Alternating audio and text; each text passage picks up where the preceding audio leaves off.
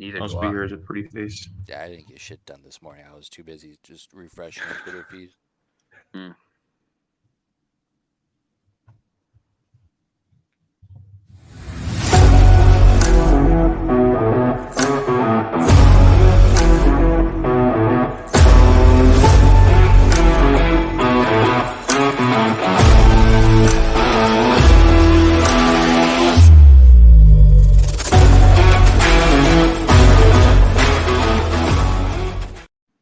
Cornhusker Connection. I'm Brandon Shanahan, joined as always by Brooke Byrne and Tyler Sprinkel, a Losers Lounge edition of the show. And then obviously a big week with Purdue coming up.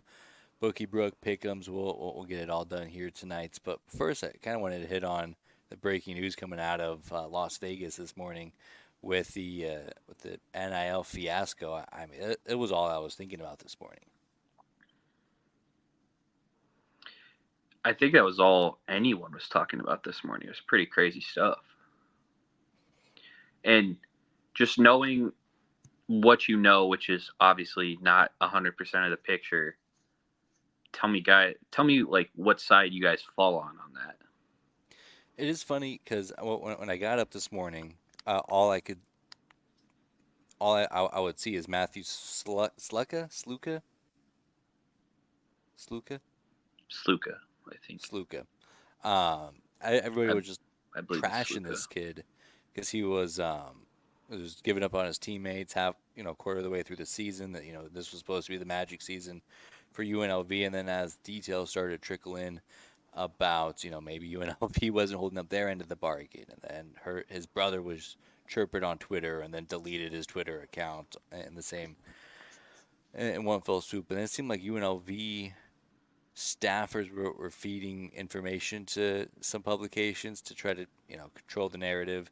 Eventually, I mean, where we stand here today, both the collective and Sluka's representatives have issued statements kind of saying, all holding their stand in the ground. I mean, my big take here is um, if if you don't get paid for a job, why would you continue to do the job? Especially when you have such a small time frame to maximize your athletic value, because he's not an NFL quarterback. I mean, this is his earning window. He's got, I think, 1 year left after this, after playing 3 years of Holy Cross. So I mean, if it's closing that quickly, you got to jet out while you can.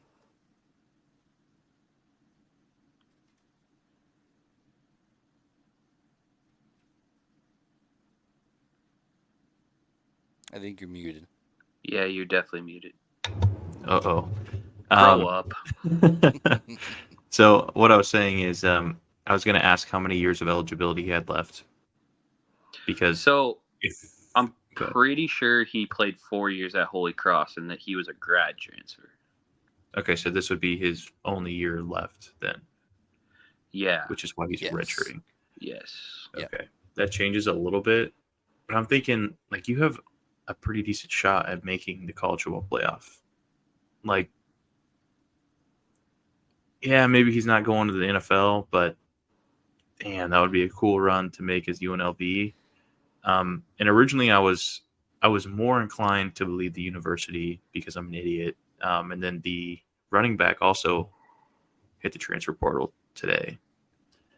So now I'm thinking, ooh, there's some shady shit going on at UNLV.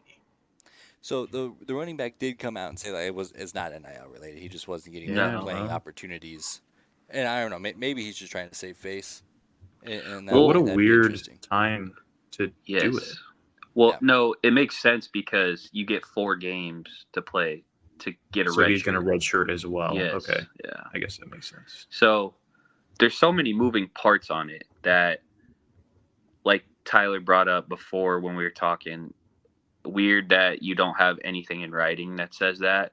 But I don't know if anybody in the NIL era gets that stuff in writing. So again, we don't know the ins and outs of this, but if he was truly promised $100,000 to come play at UNLV, like I'm assuming he had other options. And like I was And trying it's to look also, online. yeah, I was trying to look online to see like what his other offers were, and I couldn't find anything. It seemed like he committed to UNLV fairly quick, And I'm sure that had something to do with you get a 6-digit offer for a guy coming from Holy Cross. You're like, shit, I'm in.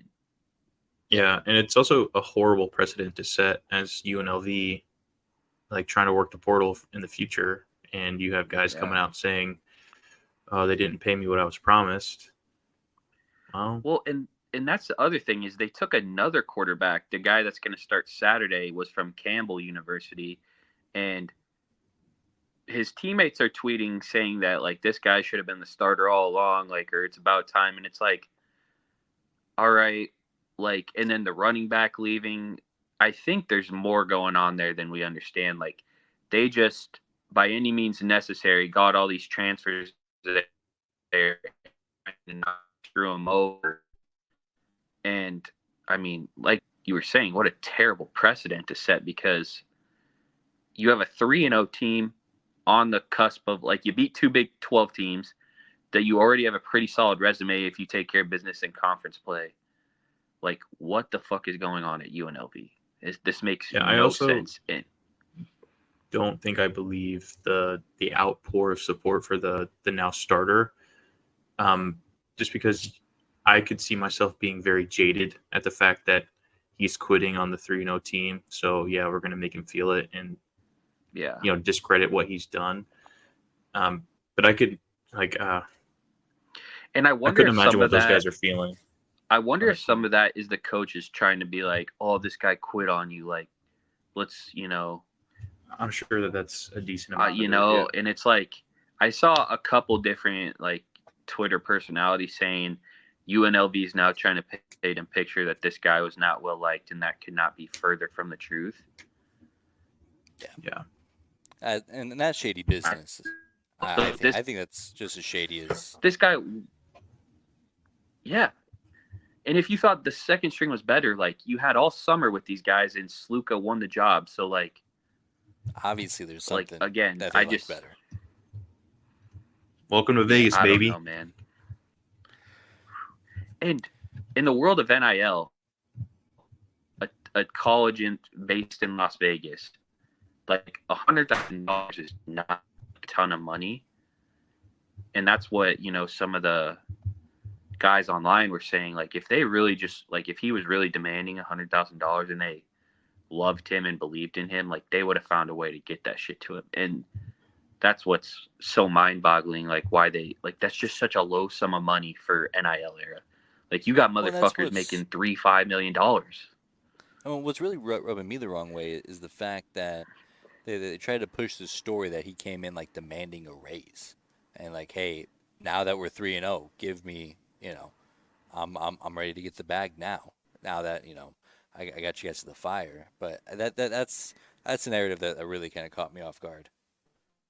I would like to push back on Brooke a little bit on what he said, because yeah, it's Vegas and there's a lot of money in Vegas, but realistically, who's going to pay that? Like, there can't be a ton of boosters out there that care enough. And granted, $100,000 to a lot of these people is nothing. But who would? It won't be much when they start getting those Pac-12 buyouts coming through. Yeah, but who would pay that? I don't know.